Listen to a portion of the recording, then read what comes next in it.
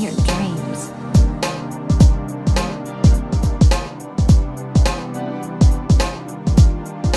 Hey, what's up guys? Welcome back to another Honkai Star Rail video, and today I'm just going to be talking about Topaz, what's the deal with Topaz, all that stuff. By the way, if you haven't liked the content, just leave a like and subscribe. Topaz is going to be a sub DPS character because she's mostly going to be powering up the follow-up attacks of your allies. Not only is she boosting follow-up attacks, but if your allies also do follow-up attacks, Topaz's Numbi will basically have a fast forward action. Numbi is basically doing most of the work. It's ironic because most of us are pulling Topaz for that ass, but in battle, majority of the time, we're going to be seeing that pig butt. It's because Numbi is doing all the work. Topaz is doing nothing but normal attacking. Anyways, you could try to use Topaz in a hyper carry comp, but it's not going to be as extensible as using Seela in a hyper carry comp. Because Seela doesn't rely on pig butt to damage the enemies. She relies on herself. Seela basically just does damage. Seela in any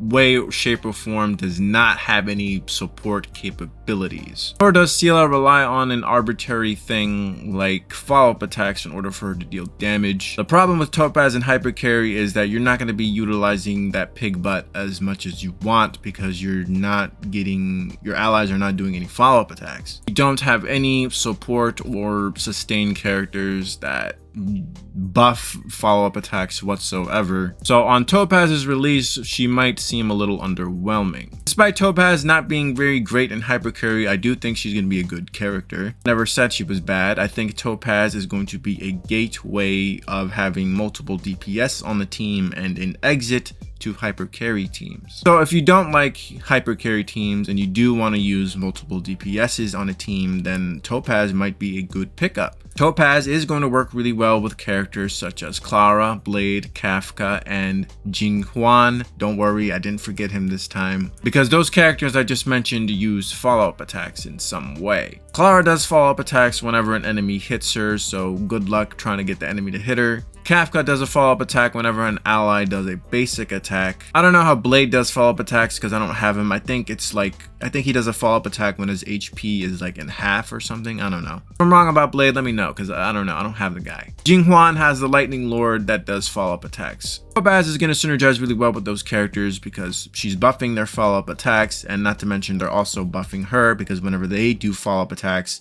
Numbi's pig butt is going to be smashing that enemy. Since Numbi is getting the fast forward action. So Topaz has some pretty unique team comps that you can try out. You can try Clara, Kafka, and one sustainer. You got Blade, Clara, sustainer. You got Jinghuan, Kafka, sustainer. Blade, Kafka, sustainer. Oh yeah, I forgot Himiko too. Himiko can also do follow-up attacks whenever she breaks an enemy. Although the problem with Himiko is that the enemy has to have a weakness break, and if you don't have a weakness break, then Himiko will not do a follow-up attack. You can run a mono fire with Himiko, although we don't have a good fire sustainer. You can probably try to run Himiko, Topaz, Silverwolf, and Lynx. That could be a team that you could try out with Himiko and Topaz. All of the characters I've listed are, or the important ones anyways, they're all basically 5-star characters. Only 4-star character that does follow-up attacks from what I remember is Herda.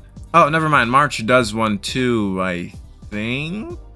It has to be considered a follow-up because it wouldn't make any sense if it wasn't. So you can potentially run Topaz, Herda, March 7th, and Silverwolf. Anyways, you get the gist of it, right? You use Topaz with 2 other characters that do follow-up attacks, and then the last slot would be a sustainer. I would suggest that you invest in the Topaz coin if you want to stop using hypercarry teams and just use multiple DPS characters in one team. I do think she is going to be just a little underwhelming on her first release, but she will get better when more follow-up attack characters get released. We are getting a follow-up attack set coming, I think it's coming next patch. So she won't get better until next patch, and you know, by the time the next patch comes, Topaz will be not available to summon. So Topaz is kind of in an awkward spot, right? Because she gets released relatively soon, but her relic set does not come out until next patch. I don't know why they're not releasing that relic set right now. So when Topaz gets released, we'll be able to use her to her full potential, but we basically have to wait another patch in order for her to use her fully. I think that's a little dumb, but you know, whatever. It's their game. They can do whatever the fuck they want. I do think it's going to be the best set for her. I don't think it's going to be good for other characters. It could be good on Jinghuan. I don't have Jinghuan, but I know his Lightning Lord is basically like the biggest part in his kit, so it might be great on him. I don't think it'd be as good with Clara because Clara has to get attacked in order to use her follow-up attacks, and you know, she might not get attacked most of the time. I think the physical set is still pretty good on Clara. Blade has the Animo Wind set. Kafka has the Electro set. So I think this set is only going to be great for Topaz and Jinghuan. Now the title of the video is probably something stupid. I am going to be pulling for Topaz regardless. I'm going to be pulling E0. I'm gonna pull her light cone as well. That's basically about it. That's my thoughts about Topaz. Let me know what you guys think about Topaz. Share your thoughts about Topaz, and I'll see you guys later. Bye bye now. Come again soon.